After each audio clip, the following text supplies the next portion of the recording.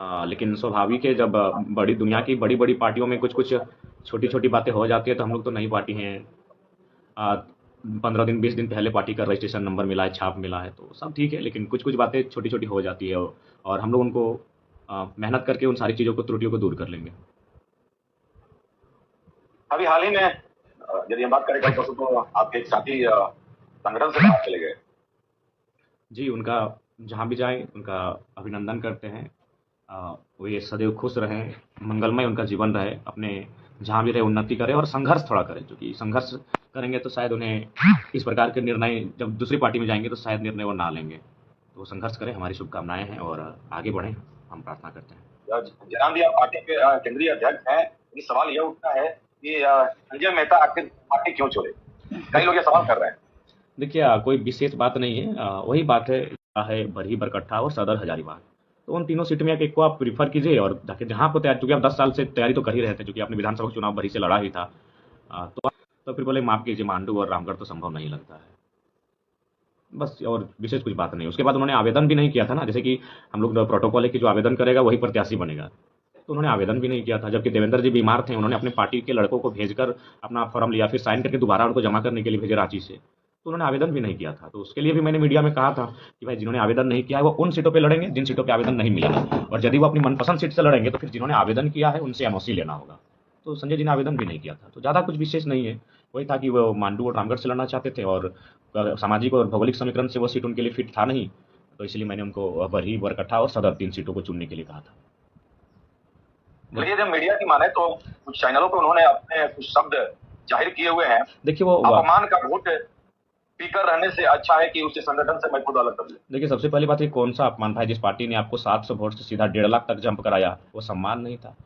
छोटी छोटी बहनें आपके कार्यक्रम में रात भर 9-11 बजे तक जागकर आपको तिलक लगाती थी, क्या वो सम्मान नहीं था? 80-85 साल की बूढ़ी दादी लोग अपने आंचल में अपना बाजार हाट से जो पैसा कमा के लाती थी, बचा के रखती थी, आपको चंदा के रूप में देती थी, क्या वो सम्मान नहीं था?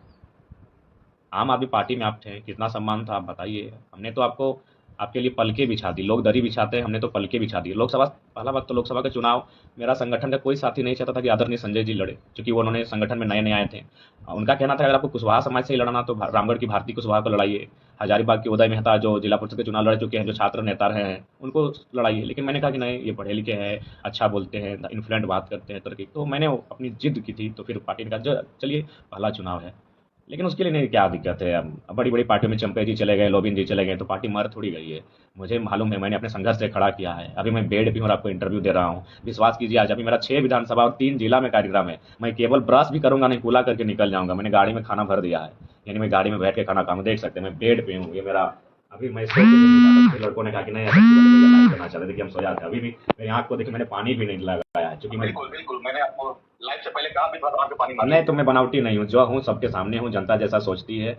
मैं कोई बनावटी नहीं हूँ, ना मैं कोई दिखावटी हूँ कि मैं कोट पहन के इंटरव्यू में आऊँ, ना मैं परफ्यूम लगा के आऊँ। मैं सो के उठा हूँ और सीधे बेड से ही इंटरव्यू में हूँ। मेरी आंखों से देख लीजिए, बस कि सिर्फ मैंने बाल को ऐसे किया है, बाल ऐसे था, मैंने बाल को ऐसे किया है। बारे में नहीं, अन्य नेताओं के बारे में भी उनकी वही सोच है, यानी जयराम महतो की सोच है। देखिए जो सत्य है उसको स्वीकार कीजिए। पहचान मेरी भी नहीं, मेरी पहचान बनी इस भाषा आंदोलन के कारण।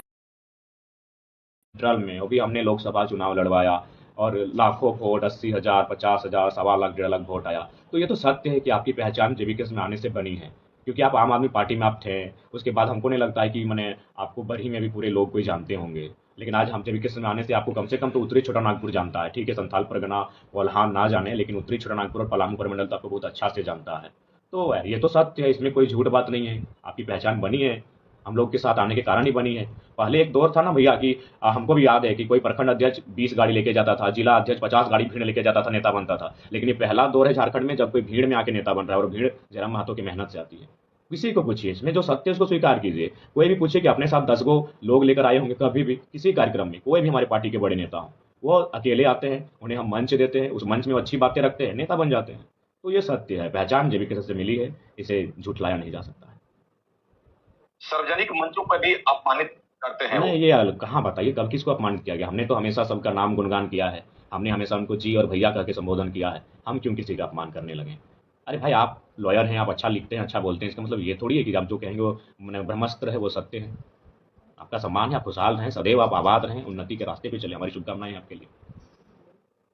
मैं संगठन से इसीलिए अलग हुआ कि वहां पर अपमानित करने का स्क्रिप्टेड ट्रेंड चलाया गया टारगेट करके। नहीं नहीं, अब मैं उनको वो मेहनत करने से कोई मेहनत कीजिए ना। आज एक बात बताइए, हमारे संगठन में कितने लोग हैं जो मेहनत कर रहे हैं, वो अपने आप जगह बनते जा रहा है उनका। अभी उन्हीं को भैया भाई साहब को हमने पलामू प्रमंडल का प्रोटेम प्रभारी बनाया था, एक दिन भी नहीं गए। यानी जब संगठन में काम दिया जाता है तो आप लोग जाते ही नहीं हैं, और जब चुनाव लड़ने की बात आती है तो आप तैयार रहते हैं और प्रेशर बनाना शुरू करते हैं। फिर चूंकि सबको मालूम है कि जो दिखता है सो बिकता है, चूंकि वो मीडिया में रहे हैं तो तुरंत मीडिया में आ जाते हैं, सोशल मीडिया में आ जाते हैं। ग्राउंड में जाके पूछिए सच्चाई उनके बारे में भी और मेरे बारे में भी पूछिए। मैं पागलों की तरह मेहनत कर रहा हूँ। आज मेरा बताइए 6 विधानसभा महीने मर जाएंगे, रात होते होते हालत खराब हो जाएगी। रिजवान को लेकर क्या कहेंगे? रिजवान अंसारी को जो आपके रिजवान जी वाला मामला मेरे संज्ञान में बिल्कुल भी नहीं था, क्योंकि मैं उस समय बड़का गांव में मेरा कार्यक्रम चल रहा था और मांडू में, और घटना घटी है आपका टुंडी और मैंने मनियाटी के आसपास, जो कि भौगोलिक दृष्टिकोण से भी देखा जाए तो लगभग 250-200 किलोमीटर डिस्टेंस में है।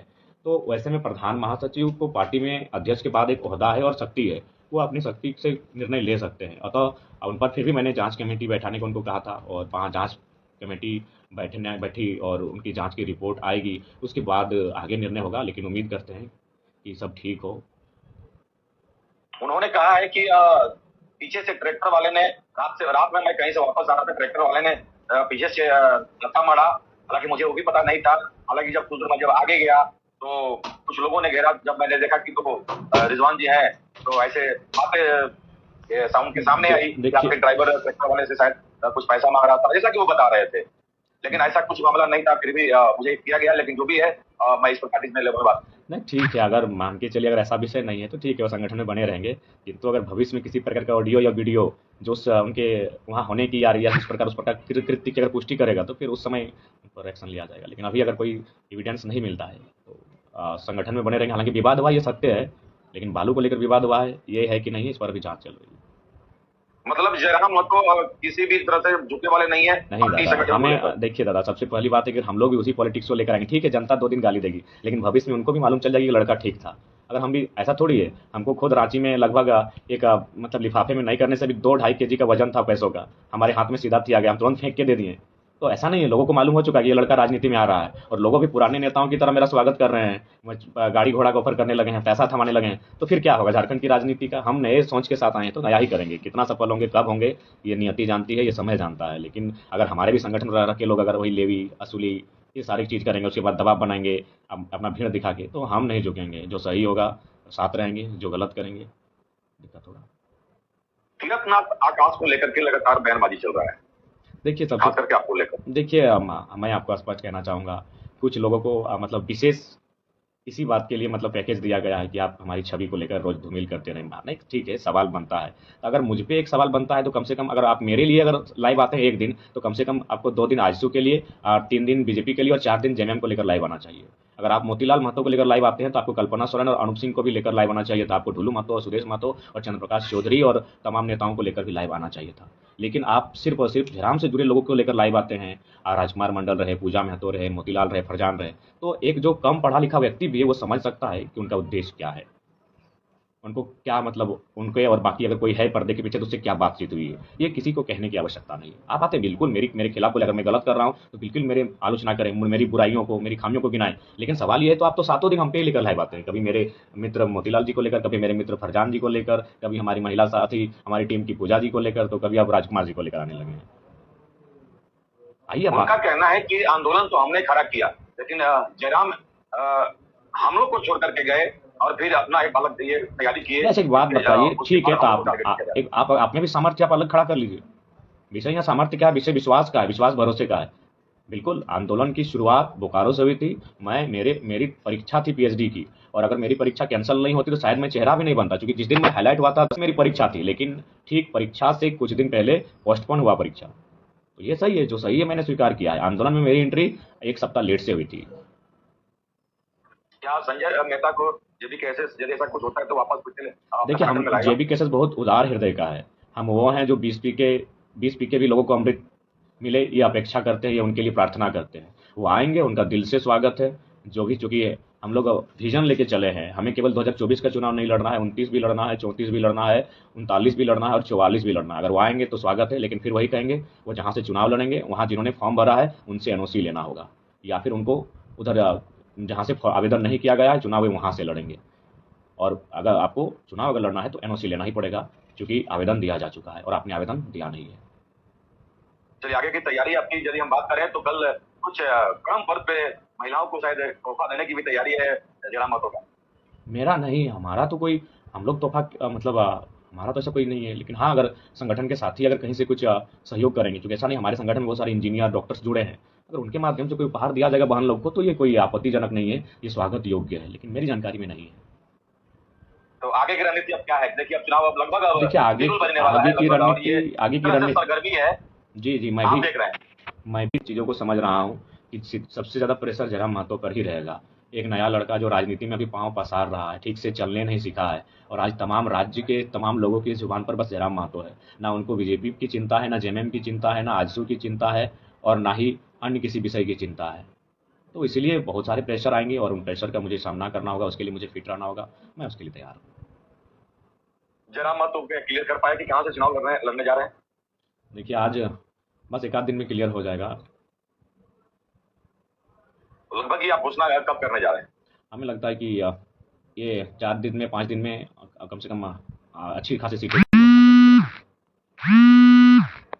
फिर से मेरे ख्याल से आपको रांची के क्षेत्र में चुनाव में एक जो क्या कहेंगे, राज्य से बाहर जो लोग रहते हैं, जो यहाँ के झारखंड के लोग हैं, आपने एक संदेश दिया था, क्या आज हमारे माध्यम से उनको कुछ संदेश देना चाहेंगे? जी, विधानसभा के चुनाव में उनका वोट निर्णायक होगा, लेकिन फिर भी चूंकि वो प्रवास बाहर रहते हैं तो पैसों का अभाव भी हो सकता है, तो अगर सक्षम होंगे तो वो आएंगे, और नहीं तो अपने परिवार को जरूर कन्विंस करेंगे इस बार हमें वोट करने के लिए, जैसे पिछली बार किया था। ऐसे हम तो चाहेंगे कि वो कम से कम विधानसभा के चुनाव में आएँ। वो समय माने दिवाली का समय होता है, दुर्गा पूजा का समय होता है, आपका हम लोग का सोहराय का समय होता है, तो शायद पर्व त्यौहार के बहाने अगर वो आ जाते हैं तो बढ़िया होगा, लेकिन फिर भी हम फोर्स नहीं करेंगे, क्योंकि आखिर पैसा लगता है उनको आने जाने में।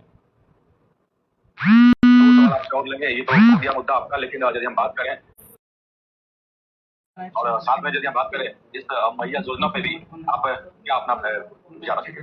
देखिए तमाम जो योजनाएं हैं चुनाव से ठीक 2 महीना पहले आए हैं, तो ठीक है, योजनाओं का स्वागत है। कोई भी योजना अगर राज्य के लिए आती है और वो किसी के लिए हितकारी होती है तो उसका स्वागत है, लेकिन किंतु वो 2 महीना पहले आई, यानी शुद्ध रूप से पॉलिटिकल एजेंडा है। इसलिए सरकार को अगर लाना है तो 2020 में लेकर आती, 4 साल मिल जाता। और 18 से जो बहनों को दिया जा रहा है वो हमें उचित नहीं लग रहा है। 45-50 हज़ार तो ठीक है, क्योंकि आप अगर इतनी कम आयु के बच्चों को देंगे तो वो कहीं ना कहीं जियो सिम की तरह हो जाएगा हाल, उन्हें लत लग जाएगी। तो ये क्या लग रहा है कि सब जो भी आ रहा है, ये चुनाव परिणाम को यदि देखा जाए आगे आप रणनीति के हिसाब से, तो क्या लग रहा है ये सरकार फिर से अपने वादे के अनुसार जो भी काम कर रही है इसे रिपीट करने जा रही है? देखिए वो तो सरकार की मंशा और सरकार ही जाने, हम लोग तो नहीं कर सकते हैं।